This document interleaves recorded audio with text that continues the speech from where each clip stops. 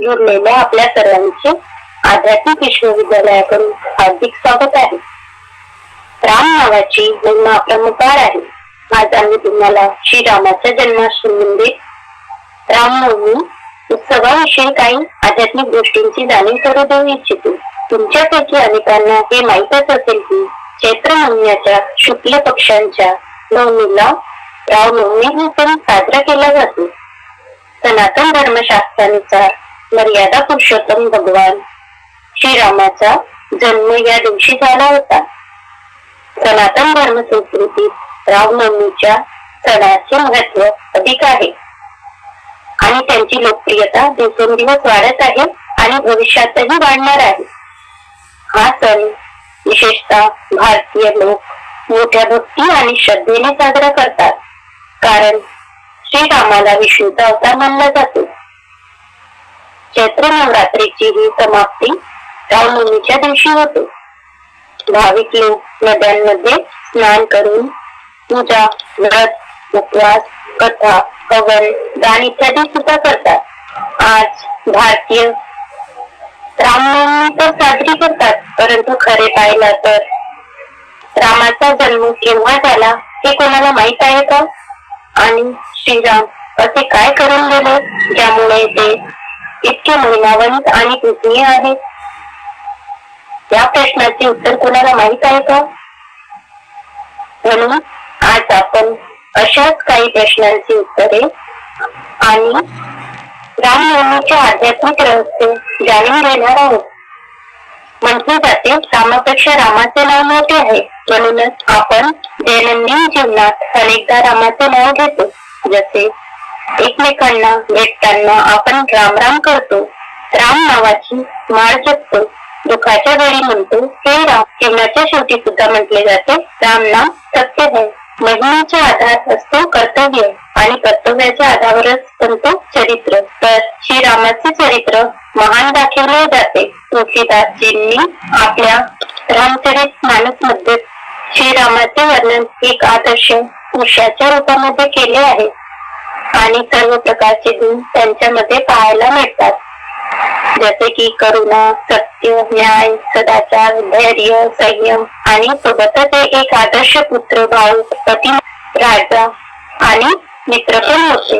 हे तर सर्वांना माहीतच असेल की रामायण कथेचे नायक श्रीराम यांना मर्यादा पुरुषोत्तम सुद्धा म्हटले जाते. परंतु श्रीराम मर्यादा पुरुषोत्तम कसे झाले असे विचारले तर त्या प्रश्नाचे उत्तर थोड्या लोकांकडेच असेल. श्रीराम मर्यादा पुरुषोत्तम कसे झाले हे जाणून घेण्यासाठी आपण मर्यादा पुरुषोत्तम शब्दाचा अर्थ सर्वप्रथम समजून घेऊ.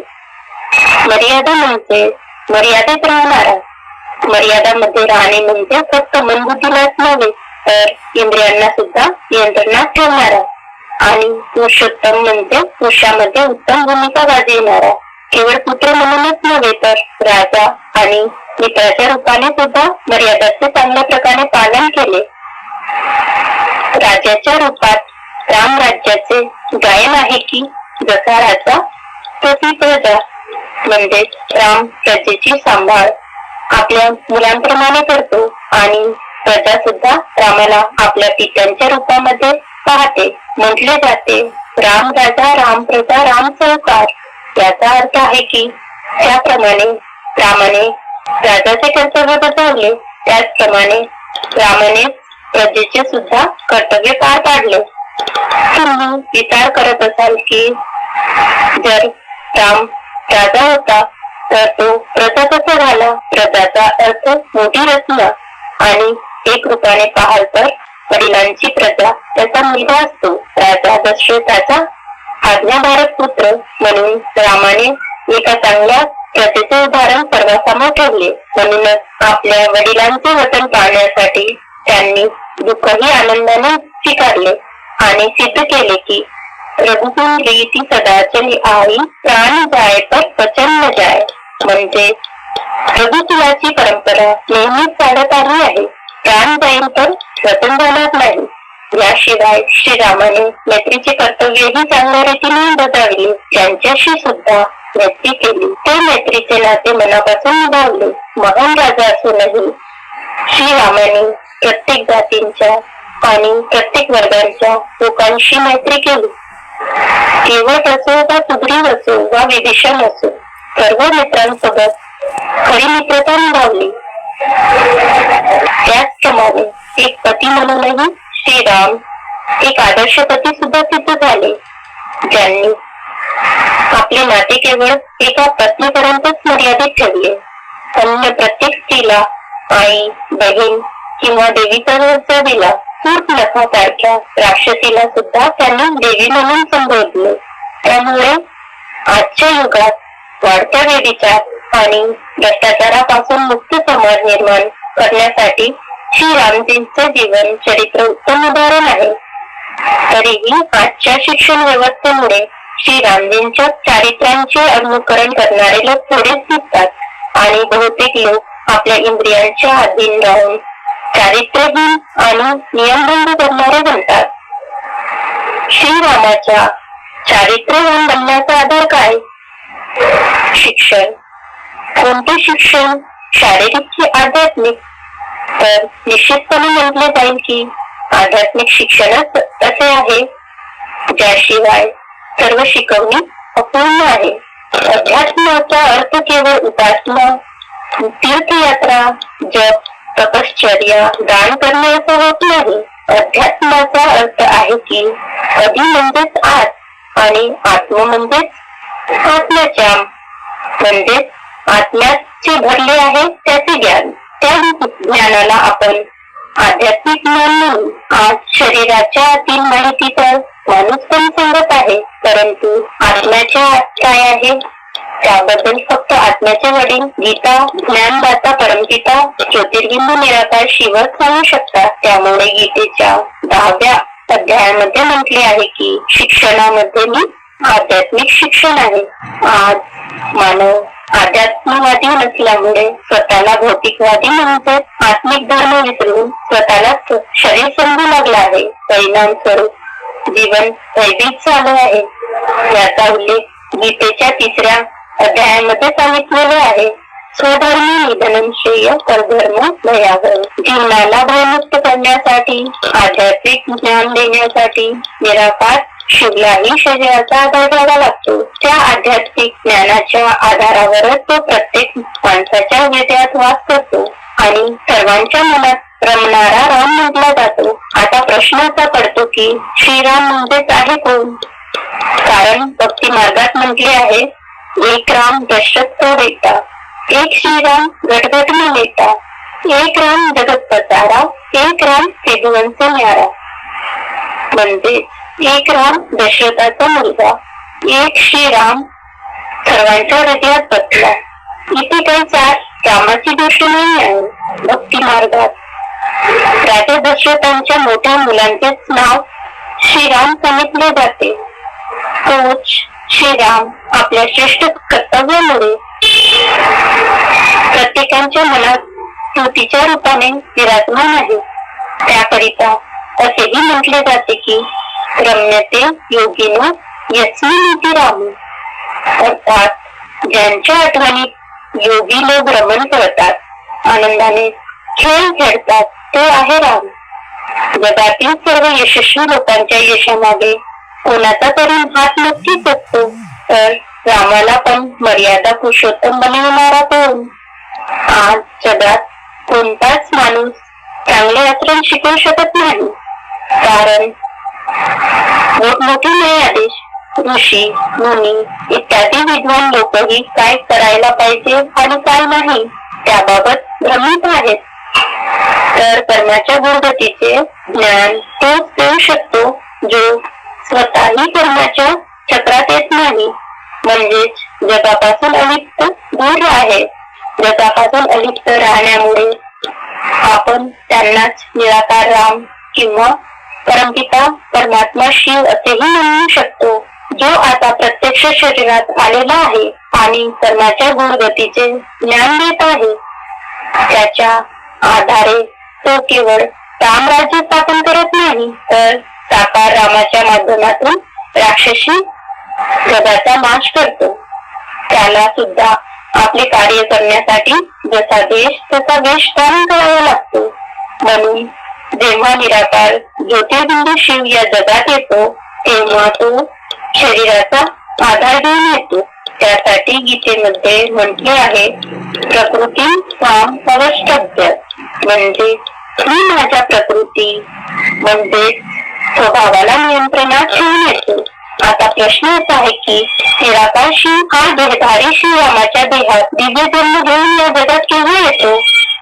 या अवताराच्या काळासाठी रामायणात म्हटले आहे की जब जब होय धर्म की ग्लानी, बरे असुर अधम अभिमानी, सप्तक ले प्रभू मानुष शरीरा, म्हणजे जेव्हा जेव्हा धर्माची निंदा होते, राक्षसी प्रवृत्ती वाढते, तेव्हा तेव्हा प्रभू मानव शरीर धारण करतात. जग नरकासारखे बनते. पाप आणि हिंसा आपल्या चरमसीमेवर पोहोचतात आणि जगातील सर्व माणसं जंगलाच्या काट्याप्रमाणे दुःखदायी बनतात.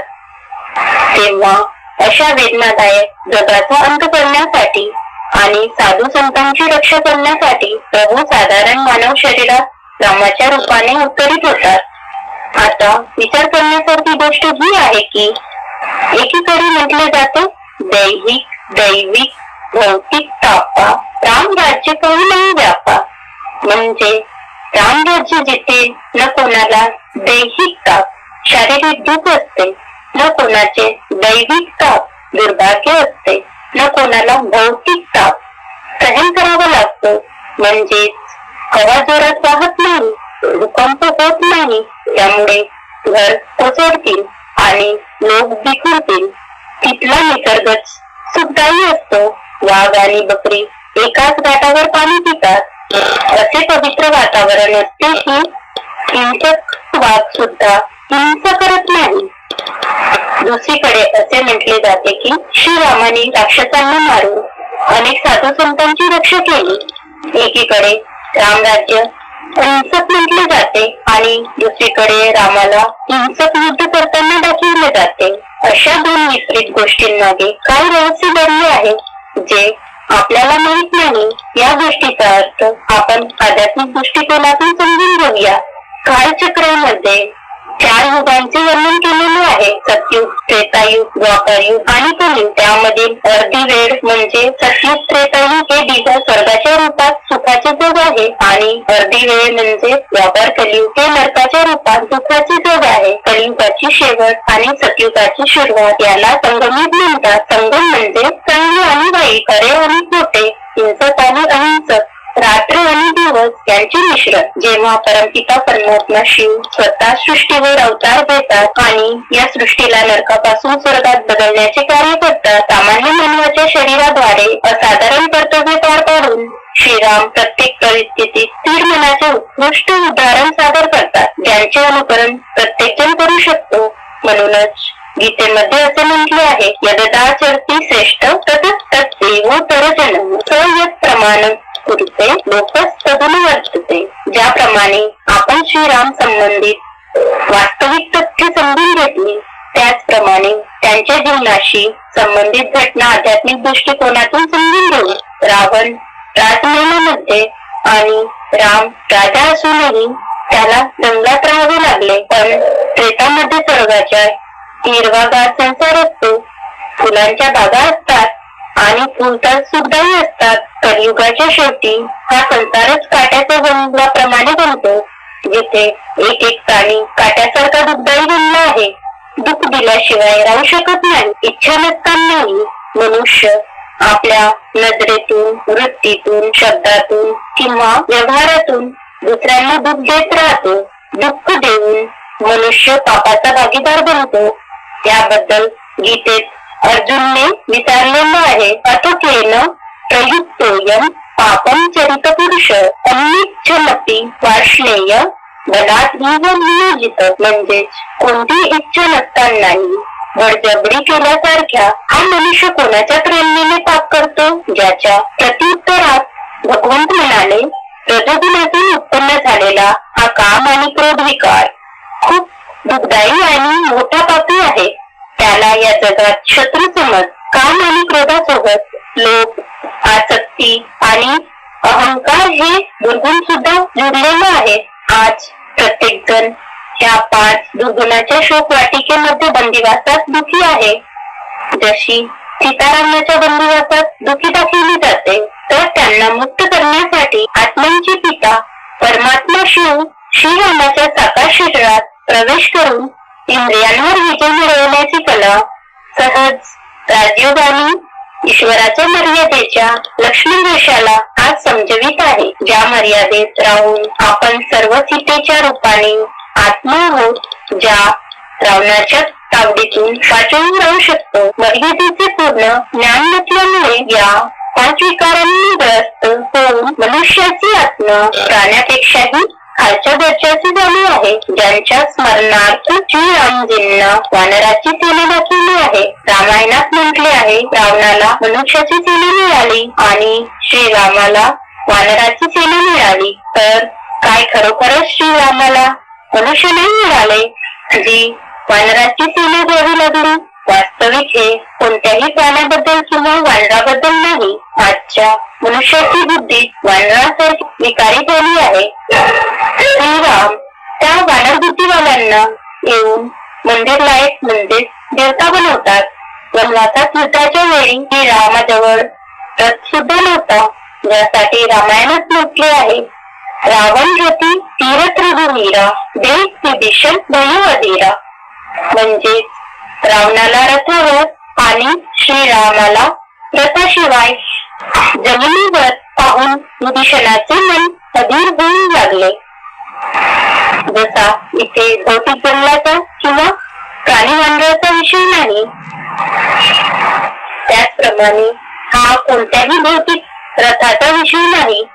अशाच प्रकारे कठोपनिषदात असे म्हटले आहे की आत्मानं प्रथमं विद्धि शरीरं रथमेवच, म्हणजेच शरीरालाच रथ म्हटले गेले आहे.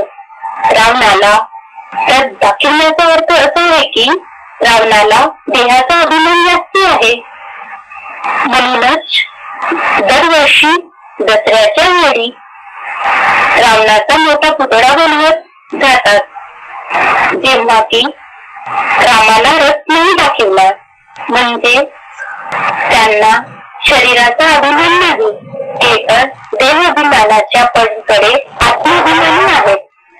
त्याशिवाय रामजींच्या जीवनाशी संबंधित आणखी काही घटना आहेत. शास्त्रामध्ये दाखवले आहे की शापामुळे जंगलात दगडात रूपांतर झालेली अहिल्या श्री रामजींच्या चरणाचा स्पर्श होताच सजीव बनते. श्रीराम ईश्वर आहे हे सर्वजण मान्य करतात, त्यामुळे असे रूपांतर शक्य आहे. पण ईश्वर काही चमत्कार करत नाही, उलट ते आत्मा आणि परमात्म्याचे असे ज्ञान देतात, ज्याद्वारे बुद्धी, जी जडत्वमय बुद्धी स्वतःला देह समजून जड झाली आहे, ती पुन्हा गतिमान म्हणजे चेतन बनते. ही खरी बुद्धिमत्ता हीच ईश्वराची देणगी आहे आणि हीच खरी संपत्ती आहे, ज्यासाठी म्हणतात जहा सुमती वहा संपत्ती निधाना, जहा सुमती वहा विपत्ती निधाना. म्हणजे जेथे सुंदर बुद्धी असते तिथे नाना प्रकारची संपत्ती असते, जिथे विकृती बुद्धी असते, जिथे विकृत बुद्धी असते तिथे आपत्ती असते.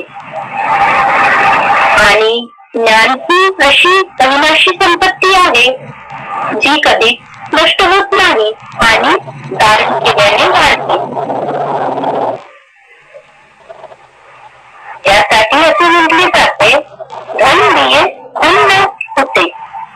हे ज्ञानाचे दान भौतिक वस्तूंच्या दानापेक्षा श्रेष्ठ आहे, ज्यासाठी गीतेमध्ये सांगितले आहे, श्रेयान द्रवमयात यज्ञात ज्ञान यज्ञ परंतप. रामायणात दाखवले आहे, शबरीने स्वतः पुष्टी केलेली दूध श्रीरामाला खायला दिली. श्रीराम शबरीद्वारा श्रद्धापूर्वक अर्पित केलेल्या पुष्ट्या गुरांना स्वीकारतात, कारण भगवान खऱ्या प्रेमाचा भूक आहे. गीतेमध्ये आले आहे, पत्रं पुष्पं फलं तोयं यो मे भक्त्या प्रयच्छति तत अहम भक्ती परिहंत प्रश्नामी प्रयतात्मन. जो गरीब किंवा कोणतीही व्यक्ती मला पाणी, फुले, फळे, पाणी किंवा कोणतीही सामान्य वस्तू पूर्ण अंतःकरणाने अर्पण करतो, मी पूर्ण भक्तिभावाने आणलेल्या पोटा प्रसाद तोही आनंदाने स्वीकार करतो. लक्ष्मणाने शबरीचे मुष्टीभर स्वीकार केले नाही, पण श्रीरामजींनी आनंदाने मान्य केले, कारण भगवानावर याचा काही परिणाम होत नाही, ज्यासाठी तुलसीदासजींनी म्हटले आहे, समरथ कोई नाही दोष दुसाई, रवी पावक जो संख्य नाही. म्हणजे समर्थाला दोष नाही, रवी पावक जो समान नाही. ज्याप्रमाणे सूर्य असतो तेव्हा सर्व जगात कितीही कचरा दुर्गंध पसरली असली तरी सूर्य त्या सगळ्या दुर्गंधाला, त्या सगळ्या कचऱ्याला वाढवतो किंवा नष्ट करतो. त्याचप्रमाणे अग्नीही कचरा जाळून शुद्ध करते आणि त्याचबरोबर पाणी सुद्धा शुद्धीकरण करते, त्यामुळे त्याला कोणताही दोष नाही लागतो. श्रीरामाच्या जीवनाशी संबंधित या काही प्रसिद्ध घटना आहेत, पण जेव्हा ईश्वर या जगात अवतरतो तेव्हा तो एका विशेष उद्देशाने येतो. हे गीतेत वर्णन केले आहे. यदा यदा हि धर्मस्य ग्लानिर्भवति भारत अभ्युत्थानम् अधर्मस्य तदा आत्मानं सृजाम्यहं परित्राणाय साधूनां विनाशाय च दुष्कृतं धर्म संस्थापनार्थाय संभवामि युगे युगे. म्हणजेच जेव्हा जेव्हा धर्माची बदनामी होते आणि अधर्म वाढतो तेव्हा तेव्हा मी खरा धर्म स्थापन, दुर्जनाचा नाश आणि सत्पुरुषाचे रक्षण करण्यासाठी येतो. म्हणूनच हे विशेष कार्य करण्यासाठी ईश्वर स्वतः या सृष्टीवर अवतारला आहे आणि जे त्यांना ओळखतात त्यांच्या मनात तो वास करतो. अशा प्रकारे ते पण स्वतःमध्ये सद्गुणाची स्थापना करून दुर्गुणाचा नाश करतात आणि सद्गुणाचे आचरण करून रामराज्याच्या स्थापनेत सहयोगी बनतात. परंतु स्थापनेचे मूल्य तोपर्यंत असणार नाही जोपर्यंत दुर्जनाची दुष्टता किंवा अवगुणाचा नाश होणार नाही. तर ही कर्तव्य श्रीरामजींनी कशी पार पाडली हे आपण आता बघूया. ते विशेष कर्तव्य आहे यज्ञाचे रक्षण करणे. विश्वामित्रांनी लोककल्याणासाठी यज्ञ केला तेव्हा त्या पवित्र कार्याला अपवित्र करण्यासाठी असुरांनी यज्ञात हाडे, मांस इत्यादी कचरा टाकून यज्ञात अडचणी निर्माण केल्या. तेव्हा विश्वामित्रांनी श्रीरामजी आणि लक्ष्मण यांच्या मदतीने यज्ञाचे रक्षण केले. त्या दरम्यान श्रीरामजींनी केवळ ऋषीमुनीचेच रक्षण केले नाही तर राक्षसाचा सुद्धा नाश केला. पुढचा भाग आहे बलीचा वध. रामायणात असे दाखविले आहे की बलीचा वध करण्यासाठी श्रीरामांनी 7 ताडांच्या झाडांच्या मध्यस्थीमध्ये बाण सोडला, कारण बालीला वरदान मिळाले होते की जो कोणी त्यांच्याशी सामोरासमोर युद्ध करेल त्यांची निम्न ताकद बालीला जाईल. म्हणून प्रभू श्रीरामाने सुद्धा बालीचा युक्तीने वध केला. हे कपट नसून ही युक्ती आहे, कारण असे म्हणतात जशासाठी तसंच बनावे लागते. लोखंड लोखंडाने कापले जाते. म्हणजेच दुष्टांशी लढताना दुष्टांचा आश्रय घ्यावा लागतो. असे म्हटले जाते छटे साध्यम समाचरित. त्यानंतर श्रीरामांचे मुख्य कर्तव्य आहे रावणाचा वध. आश्रय घ्यावा लागतो. म्हणजेच दुष्टांशी लढताना दुष्टांचा आश्रय घ्यावा लागतो असे म्हटले जाते. छटे साध्यम समाचरित. त्यानंतर श्रीरामांचे मुख्य कर्तव्य आहे रावणाचा वध. यानंतर श्री रामजींचे मुख्य कर्तव्य आहे रावणाचा वध करणे, जे वाईट गोष्टींवर चांगल्या गोष्टींचा विजयाचे प्रतीक आहे. रावणाला शास्त्रामध्ये 10 डोक्यांचा अत्यंत शक्तिशाली राक्षस म्हणून दाखवले आहे. तो वेद आणि शास्त्रांमध्ये पारंगत होता, परंतु ब्राह्मण असून सुद्धा त्यांच्या अहंकारामुळे त्यांना राक्षस म्हटले गेले. आता प्रश्न असा आहे की 10 डोक्यांचा कोणता माणूस आहे का? आणि त्या 10 डोक्यांच्या वर गाढवांचे डोके देखील दाखवले आहे, तर त्याचे आध्यात्मिक रहस्य काय आहे? खरे पाहाल तर कोणतेही नाव असले तरी ते कामाच्या आधारावर असतं. आणि रावण या नावाचा अर्थ आहे राव येथे लोकां इथे रावण, म्हणजे लोकांना रडवणारा आणि दुःख देणारा तो रावण. मग रावणाचे खरे रूप काय आहे? प्रत्यक्षात असे 10 डोक्यांचा कोणता माणूस नसतो, कारण तसे झाले असते तर आज त्यांची पिढी दिसली असती. खरे तर रावणाच्या 10 डोक्यांपैकी 5 डोके 5 विकारांचे सूचक आहेत, म्हणजे काम, क्रोध, लोभ, मोह आणि अहंकार. आणि राहिलेली 5 डोकी प्रकृतीच्या 5 तत्वांचे, म्हणजे पृथ्वी, जल, वायू, अग्नी आणि आकाश याचे सूचक आहे, ज्यांना रावणाने आपल्या पलंगावर बांधले होते. याशिवाय रावणाच्या 10 डोक्यांवरती जे गाढवाचे डोके दाखविले जाते ते हे दाखविते की 5 विकारांचा आणि प्रकृतीच्या 5 तत्वांच्या समप्रधानतेचं कारण पण देहाचा अभिमान, म्हणजे मी सुद्धा काहीतरी आहे, ज्याला अहंकार म्हटले जाते.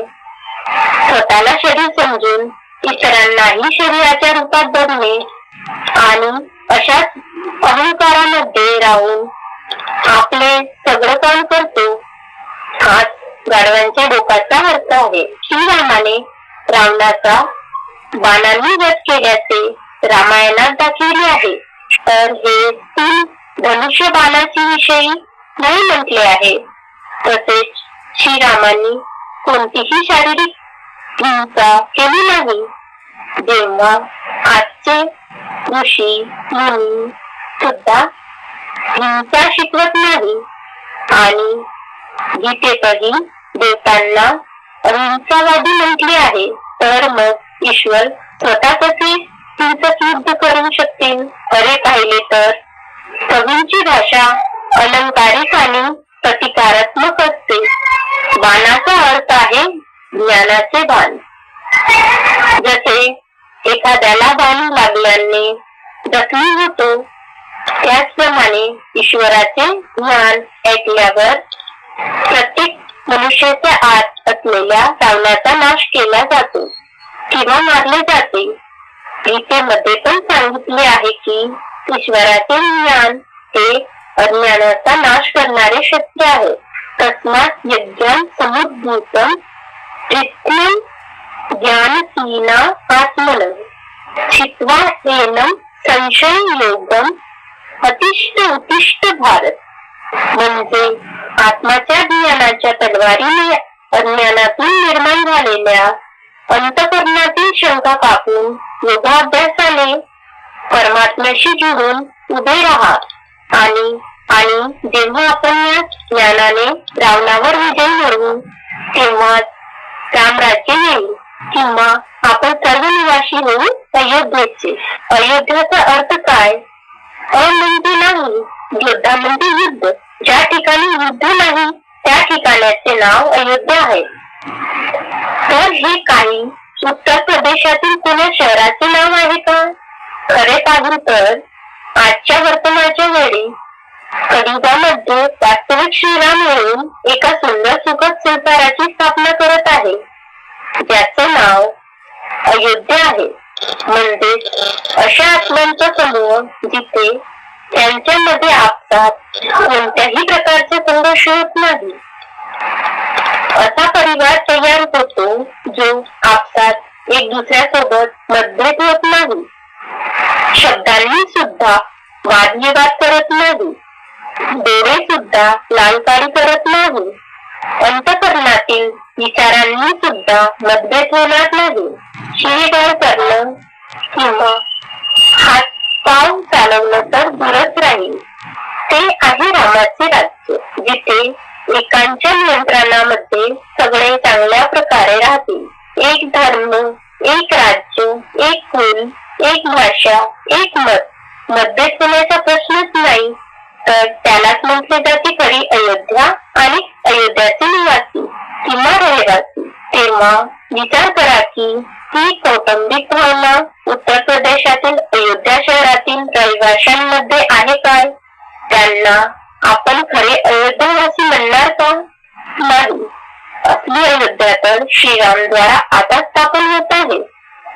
आता पुढची गोष्ट येते अयोध्येतील राम मंदिराची. तुम्हा सर्वांना माहिती असेल की काही महिन्यापूर्वी अयोध्येत राम मंदिराच्या प्राण प्रतिष्ठेचा उत्सव मोठ्या उत्साहात साजरा झाला. कारण अनेक वर्षांच्या संघर्षानंतर अयोध्येत राम मंदिर उभारण्यात आपल्याला यश आले. पण आपण ओळखू शकलो काय? जर आपण त्यांना ओळखले असते तर चारों तरफ लगाए फेरे फिर भी हरदम दूर रहे. म्हणजे आम्ही सर्व बाजूंनी भटकत फिरलो तरीही आम्ही सदैव दूर राहिलो असे का गातो? याचा अर्थ खरा राम आपण ओळखलाच नाही. आध्यात्मिक दृष्टिकोनातून श्रीरामासाठी मंदिर म्हणजे घर कोण बांधू शकेल? श्रीरामजी स्वतःसाठी घर बांधतील. काय ती त्रेतायुगातील श्रीरामाची गोष्ट आहे काय? रामाचा ईश्वर सुद्धा तर निराकार शिव परमपिता परमात्मा होता. म्हणूनच श्रीरामांनीही त्याच शिवाची स्तुती करीत रामायणात म्हटले आहे, शिवद्रोही ममदास कहावा सोन स्वप्नेही मोही न पावा. म्हणजे सध्या कल्पाच्या शेवटच्या वेळी निराकार शिव ज्यांच्या शरीरात आला आहे तोच खरा श्रीराम आहे, जो स्वतः गुप्त रूपात आपले मंदिर सारखे घर बांधत आहे. ज्यासाठी असे म्हणतात, गुप्त वेश में सचिव रचने आए शिव भगवान फक्त जाग जाग इंसान. म्हणजे गुप्त वेशात सतीवाची रचना करण्यासाठी आले आहेत शिव भगवान. तर आता जागृत हो मानवा. ज्याप्रमाणे अयोध्येत राम मंदिर खूप संघर्षानंतर बांधले गेले, त्याचप्रमाणे या रावण राज्याशी लढून चैतन्य श्रीराम सुद्धा अल्पावधीत प्रत्यक्ष होणार आणि त्यासोबतच राम राज्य सुद्धा येईल. तेव्हाच श्रीरामाचे मंदिर खऱ्या स्वरूपात संपूर्ण जगामध्ये प्रत्यक्ष होईल. पुढे आपल्याला समजेल की श्रीरामजी कोणत्या रणनीतीने रावण राज्याचा अंत करून गुप्तपणे रामराज्य स्थापन करत आहेत. असे शास्त्रात सांगितले आहे की अयोध्या शहर सरयू नदीच्या काठावर बसले आहे, जिथे श्रीरामाचे राज्य होते. तर अयोध्या नगरी एवढ्या श्रेष्ठ नदीच्या काठी बसलेली आहे. अयोध्या म्हणजे जिथे युद्ध होत नाही, तर अहिंसेचा मार्ग स्वीकारूनच असे अहिंसक राज्य स्थापन होऊ शकते.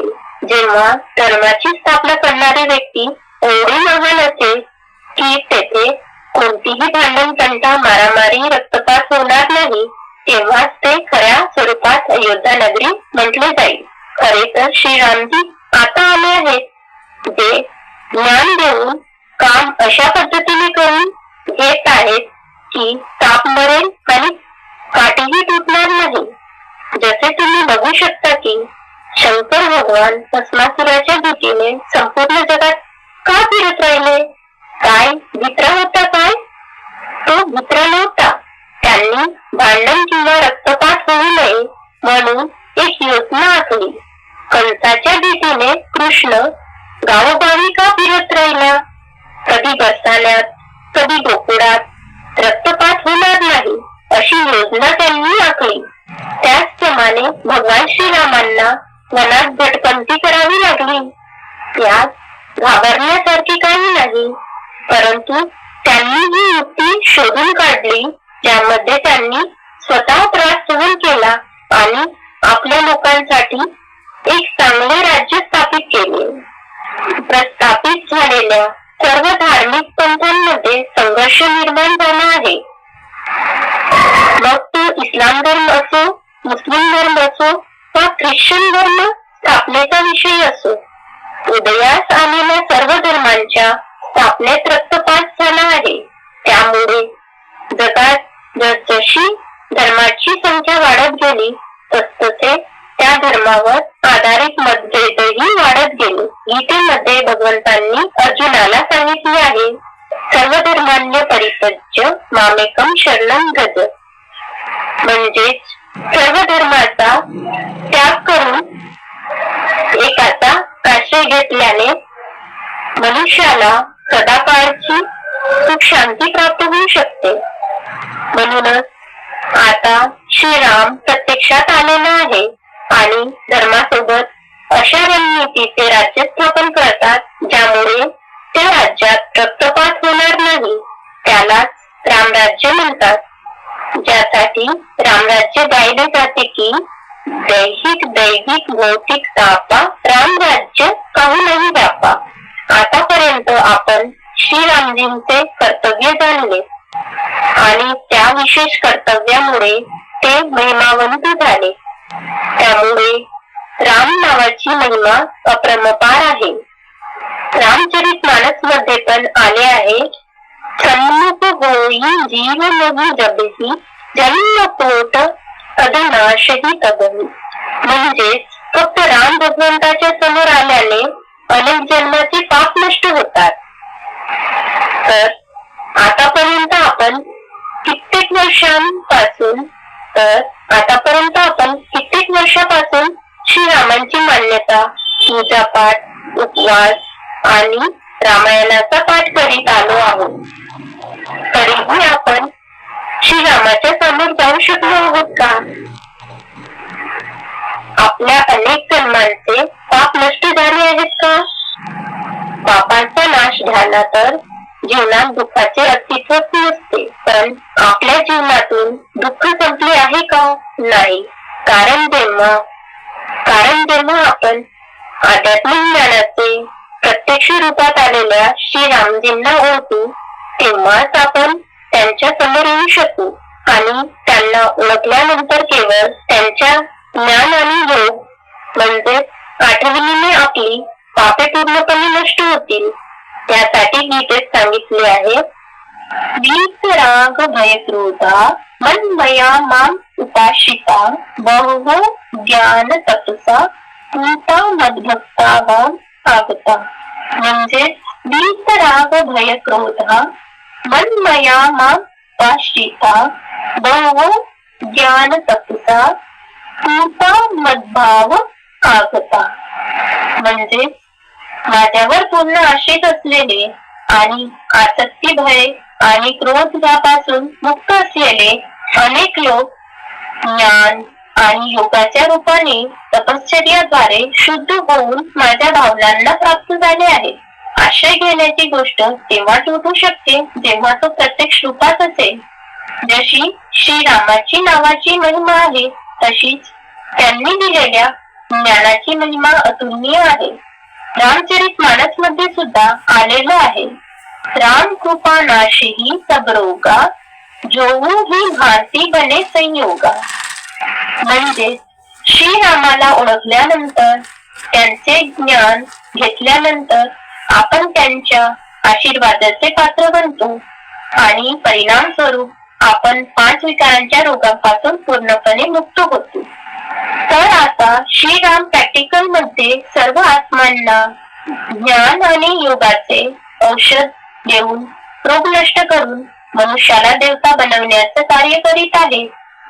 त्या ज्ञानाच्या औषधीला म्हटले जाते रामबाण उपाय. कुणाला चांगली औषधी दिली जाते तेव्हा तिचं नाव रामबाण औषधी म्हटले जाते. जेव्हा वैद्य लोक चांगली औषधी देतात जिचा परिणाम चांगला असतो तर म्हणतात रामबाण औषधी आहे. त्या औषधी कधीच चुकणार नाही, चांगला फायदा करेल. जसा श्रीरामाचा बाण चुकत नाही तसेच ज्ञानाचे औषधी पण चुकत नाही. याचप्रमाणे या जगाचा परिवर्तनाच्या कार्यामध्ये राक्षसांना जखमी करून त्यांना परिवर्तन करण्याचे कार्य श्रीरामाचे बाणच करतात. कारण ज्याला सत्याची ओळख पटेल तो परिवर्तन होणारच. जगापासून विरक्ती खऱ्या ज्ञानामुळेच येते. तेव्हाच मनुष्य स्वतःचे जीवन परिवर्तन करण्याच्या मार्गावरती अग्रसर होतात. ज्यासाठी रामायणात म्हटले आहे, बिनु वैराग विवेक न होई, राम कृपा बिनु सुलभ न सोई. म्हणजेच जेव्हापर्यंत ह्या जगापासून विरक्ती नाही येणार तेव्हापर्यंत श्रीरामाची कृपा सुद्धा मिळणार नाही. या जगात त्रेतायुगाच्या शरीरधारी रामाला समजले, वास्तविक तो कोणता राम आहे? जो निराकार राम आहे त्यांच्या प्रती 100% प्रेम उत्पन्न होईल. तेव्हा सगळ्यांपासून विरक्ती येईल. जोपर्यंत या जगापासून, या जगातील नातेसंबंधाशी, जगाच्या गोष्टीशी खरी खरी आसक्ती आहे तोपर्यंत ज्ञान येत नाही. जेव्हा तुम्हाला सर्वांप्रती वैराग येईल तेव्हाच तुम्हाला तुमच्या आत्म्यांच्या 84 जन्मांची माहिती मिळेल. एकदमच नाही होणार, हळूहळू होईल. पण जितकी जितकी विरक्ती येत जाईल तेवढी ज्ञानाची वृद्धी होत जाईल. आणि सोबतच तुम्हाला आपल्या अनेक जन्मांची सुद्धा माहिती घेता येईल. विरक्ती शब्द ऐकून तुम्हा सगळ्यांच्या मनात विचार आला असेल की आपल्याला आपले घर सोडावे लागेल. पण तसे नाही. गीता ज्ञानेश्वराने अर्जुनासारख्या गृहस्थींनाच दिले होते. अर्जुनने गीतेमध्ये पण विचारले आहे की हे मन खूप चंचल आहे. तेव्हा भगवंतांनी उत्तर दिले की मन प्रबळ आहे, परंतु या मनाला अभ्यासाद्वारे नियंत्रण केले जाऊ शकते. विरक्तीशिवाय आत्मज्ञानाचा अभ्यास पक्का होऊ शकत नाही आणि आत्मज्ञान नसेल तर परमात्म्याचे ज्ञान पण होऊ शकणार नाही. आत्म्यांची आठवण करण्यासाठी फक्त लक्षात ठेवायचं आहे की बिनु वैराग विवेक न होई, राम कृपा बिनु सुलभ न सोई. जोपर्यंत ईश्वर स्वतः येऊन आत्मा परमात्म्याचे ज्ञान देत नाही तोपर्यंत या जगापासून विरक्ती येऊ शकत नाही आणि आपण ईश्वराचे सहयोगी बनू शकत नाही. हे ज्ञान हीच ईश्वराच्या सर्वात मोठी देणगी आहे. म्हणूनच रामायणात सांगितले आहे, दाता एक राम भिकारी सारी दुनिया. म्हणजे दाता एक राम आहे, भिकारी सर्व जग आहे. या ज्ञानाद्वारे ईश्वर आपल्याला अपवित्रतापासून पवित्र बनवतो. ज्यासाठी गायले जाते, रघुपती राघव राजा राम, पतित पावन सीताराम. तर आता जेव्हा आपल्याला सर्वोच्च भगवान सापडला तर त्यांच्याशी सतत संगती करावी लागेल आणि त्यांच्याकडे जाण्याचा मार्ग आहे स्मरण आणि सेवा. जे ईश्वराची जितकी आठवण करतात तितकीच ईश्वर सुद्धा त्यांची आठवण करतात. तर तेव्हा दोन्ही बाजूने त्यात जुळल्यानं म्हणजे असंच समजा ईश्वर सदैव तुमच्या सोबत आहे. ज्यांना ईश्वर स्वतः स्मरण करतो त्यांना आपोआपच ओढ होईल. जे तुलसीदासजीने म्हटले, हृदय पीर मेरे घाव रघुवीर. म्हणजे माझ्या हृदयात वेदना होतात आणि जखम भगवान रामाच्या हृदयात होते. म्हणजे ईश्वर भावनेचा भुका आहे. ही भावनेची गोष्ट आहे. जितकं आपण ईश्वराचं स्मरण करू, प्रेम करू, तितकंच ईश्वर सुद्धा आपलं स्मरण करेल, आपल्यावर प्रेम करेल. आणि जेव्हा तो आपल्यावर प्रेम करेल तेव्हा आपली स्मरणशक्ती वाढेल आणि आपला उमंग, उत्साह, आनंद वाढेल. आनंदाशिवाय जीवनामध्ये आणखी काय पाहिजे? आनंदाशिवाय जीवनामध्ये आणखी काय पाहिजे? भक्ती मार्गात म्हणतात की ईश्वरा तुम्ही जेव्हा याल तेव्हा आम्ही तुमच्यावर अर्पण होऊ. त्यामुळे आता ते वचन कोण पूर्ण करू शकतो ते पाहण्याची वेळ आता आली आहे. त्यामुळे आता ते वचन कोण पूर्ण करू शकतो ते पाहण्याची वेळ आता आली आहे. वाईटांवर चांगल्याची विजय सदैव होते. तेव्हा आता निर्णय ईश्वराने आमच्यावर सोडला आहे. या संसारात जेव्हा ईश्वर कलियुगाच्या शेवटी येतो, या संसारात जेव्हा ईश्वर कलियुगाच्या शेवटी येतो तेव्हा ही सारी सृष्टी रावण संप्रदाय म्हणजे पतित विकृती बनून जाते. तेव्हा रावण संप्रदायामध्ये कुंभकर्णासारखे साधू संन्यासी पण आहेत, तर कुणी विभीषण सुद्धा आहेत. विभीषण जो आहे तो ईश्वर रामाला ओळखून रावणाला सोडून देतात, रामाच्या सेनेत येऊन जातात आणि रावणाच्या ज्या काही त्रुटी होत्या त्या रामाला सांगून मन वचन कर्मानी आणि तन मन धनानी सगळ्या प्रकारांनी श्रीरामाचे सहयोगी बनतात, ज्यामुळे रावणाचा वध झाला. विभीषणाने आत्माभिमानी होऊन कार्य केले आणि कुंभकर्णाने देहाभिमानी होऊन आपल्या कुळाची पत ठेवली आणि श्रीरामाला सहयोग न देऊन दुष्टतेचे प्रतीक रावणाला सहयोग दिला. जेव्हा की तो म्हणत होता की राम खरा आहे आणि माझा भाऊ रावण खोटा आहे, तरी सुद्धा रावणाची मदत केली, कारण कुळाचा संबंध शरीरासोबत असतो. तर विभीषण आत्माभिमानी होता. भक्ती मार्गात म्हणतात की ईश्वरा तुम्ही जेव्हा याल तेव्हा आम्ही तुमच्यावर अर्पण होऊ. त्यामुळे आता ते वचन कोण पूर्ण करू शकतो ते पाहण्याची वेळ आता आली आहे. वाईटांवर चांगल्यांची विजय सदैव होते. तेव्हा आता निर्णय ईश्वरांनी आमच्यावर सोडला आहे. या संसारात जेव्हा ईश्वर कलियुगाच्या शेवटी येतो तेव्हा ही सारी सृष्टी रावण संप्रदाय म्हणजे पतीत विकृत बनून जाते. तेव्हा रावण संप्रदायामध्ये कुंभकर्णासारखे साधू संन्यासी पण आहेत, तर कोणी विभीषण सुद्धा आहेत. विभीषण जो आहे तो ईश्वर रामाला ओळखून रावणाला सोडून देतात, रामाच्या सेनेत येऊन जातात आणि रावणाच्या ज्या काही त्रुटी होत्या त्या रामाला सांगून मन वचन कर्मानी आणि तन मन धनानी सगळ्या प्रकारांनी श्रीरामाचे सहयोगी बनतात, ज्यामुळे रावणाचा वध झाला. विभीषणाने आत्माभिमानी होऊन कार्य केले आणि कुंभकर्णाने देहाभिमानी होऊन आपल्या कुळाची पत ठेवली आणि श्रीरामाला सहयोग न देऊन दुष्टतेचे प्रतीक रावणाला सहयोग दिला.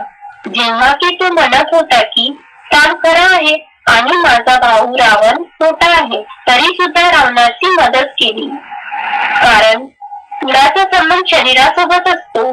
तर विभीषण आत्माभिमानी होता. त्यांनी कुळाच्या मर्यादाची पर्वा केली नाही, या उलट ईश्वराचा आधार घेतला आणि त्यांचा सहयोगी बनला. तर विभीषण श्रेष्ठ झाला ना. जशी विभीषणाने ईश्वराची शरण घेतली तीच वेळ आता आली आहे ईश्वराचा सहयोगी बनण्याची. त्या गोष्टीवर जरूर विचार करा, कारण म्हटले जाते राम नाम सत्य आहे. म्हणजेच जीवनाच्या शेवटच्या क्षणी सगळ्यांच्या बुद्धीमध्ये येईल की एक श्रीरामच खरा आहे आणि बाकी सगळी सृष्टी खोटी आहे. म्हणूनच म्हटलं जाते की झुटी माया झुटी काया झुटा सब संसार.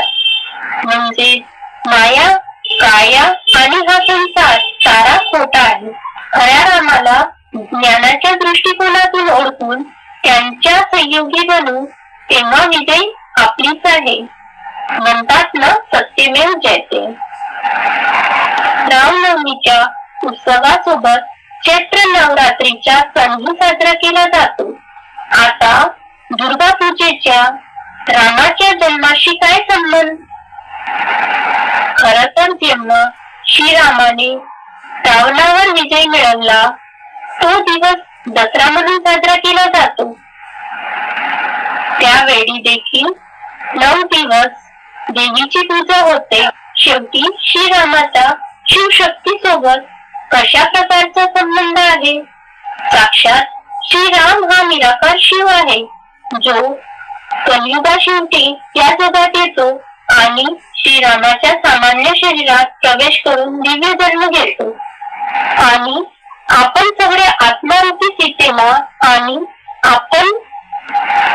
आपण सगळ्या आत्मारूपी सीतेला ईश्वरीय ज्ञान आणि सहज राजयोगद्वारे आणि आपण सगळ्या आत्मरूपी सीतेला ईश्वरीय ज्ञान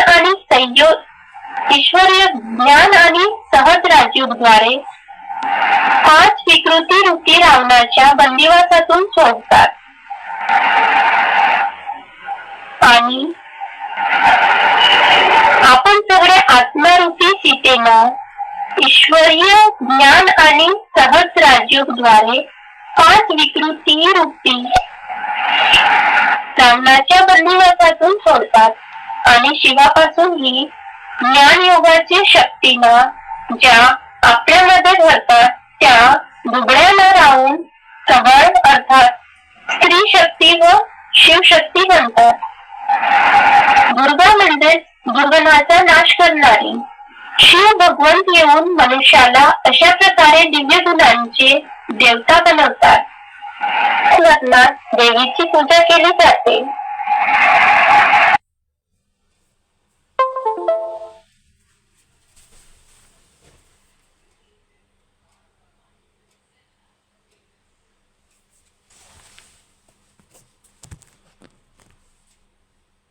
पुन्हा एकदा पाहू. सर्वप्रथम रामजींचे चरित्र आपण समजले.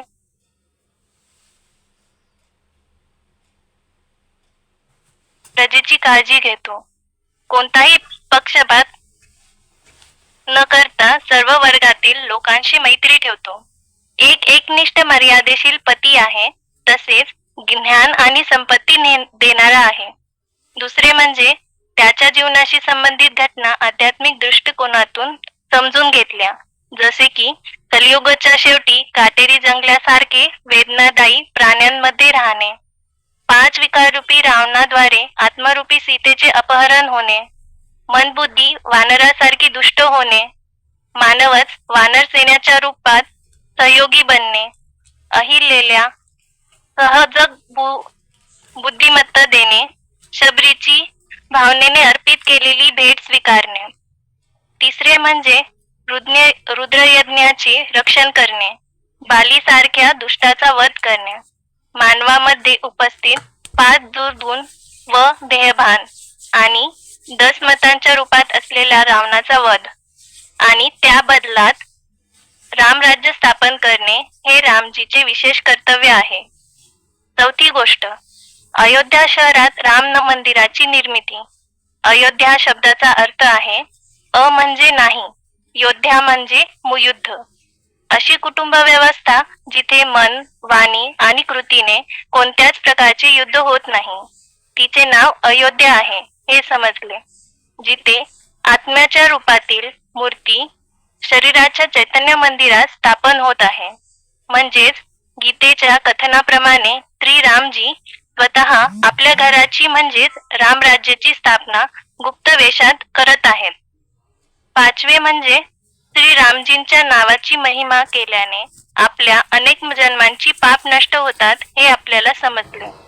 आपण केवळ देह स्वरूपात आलेल्या रामजींना ओळखून त्यांच्या समोर येऊन आत्मा परमात्म्याच्या प्रसिद्ध ज्ञानबाणांच्या रूपात अचूक औषधाने निरोगी बनतो. भगवंताचे ज्ञान म्हणजे आध्यात्मिक ज्ञान, जी श्रीरामजींची कृपा आहे. तीच या जगाच्या आसक्ती आणि मायापासून खरी विरक्ती देते. ईश्वराला ओळखून आणि त्याच्या कार्यात सहकार्य करणे आणि वास्तविक सत्ययुग म्हणजेच रामराज्य स्थापन करण्याकरिता मदत करणे. दुर्गा पूजा आणि रामनवमीच्या संबंधाचे आध्यात्मिक रहस्य देखील आपल्याला समजले की जेव्हा निराकार राम शिव ब्रह्मांडात दिव्य जन्म घेतो, तेव्हा ते दुर्बल स्त्रीचे रूपांतर शिवशक्तीमध्ये करतात. रामनवमीच्या या सणावर आज ऑनलाईन मीटिंग मध्ये जुडलेल्या सर्व श्रोतागणांना श्रीरामजींची वास्तविक ओळख काही नवीन प्रकाराने मिळाली. खरे तर ज्ञान हे भक्तीचे फळ आहे. तेव्हा श्रीरामाने दिलेले ज्ञान ऐकल्यानंतर तुमच्या मनात काही प्रश्न निर्माण होत असतील तर त्यांच्या निराकरणासाठी तुम्ही आम्हाला ईमेल करू शकता. आमचा ईमेल आयडी आहे a1spiritual1@gmail.com किंवा तुम्ही फोनद्वारे देखील संपर्क साधू शकता. आमचा फोन नंबर आहे 98 989137 9891370007 किंवा तुम्ही आध्यात्मिक विद्यालयाशी सुद्धा संपर्क करू शकता. आपण सर्वांना ही विनंती आहे की आपले मत जरूर व्यक्त करा. शेवटी आम्ही एवढे सांगू इच्छितो की राष्ट्रपिता गांधीजींनी 40 कोटी भारतीयांना घेऊन आवाहन केले होते की रघुपती राघव राजाराम पतित पावन सीताराम. त्यांचे स्वप्न होते की रामराज्य यावे. तर भारतीयांनी जे आवाहन केले होते ते फक्त आवाहनच राहून जाईल. गांधीजींचे स्वप्न फक्त स्वप्नच राहील की कधी सार्थक सुद्धा होईल? निश्चितच सार्थक होईल, कारण भगवान निराकार राम हे स्वप्न पूर्ण करण्यासाठी या जगात आले आहेत. आणि साकार रामाच्या माध्यमातून आपण सर्वांना ज्ञानाचा दिवा घेऊन पतितांना शुद्ध म्हणजेच सदाचारी देवता बनवित आहेत आणि त्यांच्याद्वारे राम राज्य स्थापनेचे कार्य करीत आहेत. तर या अकल्पनीय सुवर्ण संधीचा लाभ वेळ राहता घेतला पाहिजे. राम नाम की लूट है, लूट सके तो लूट, अंतकाल पछताएगा जब प्राण जाएंगे छूट. म्हणजे राम नावाची लूट आहे. जेवढी आपली जोळी भरू शकतात तेवढी भरून घ्या. जीवनाच्या शेवटी पस्तावतील जेव्हा प्राण जातील निघून. थोडा वेळ जरूर काढा आपल्या आत्म्याच्या उद्धाराकरिता, कारण आता नाही तर कधीच नाही. बाकी अंतिम निर्णय तुमच्या हाती. ओम शांती.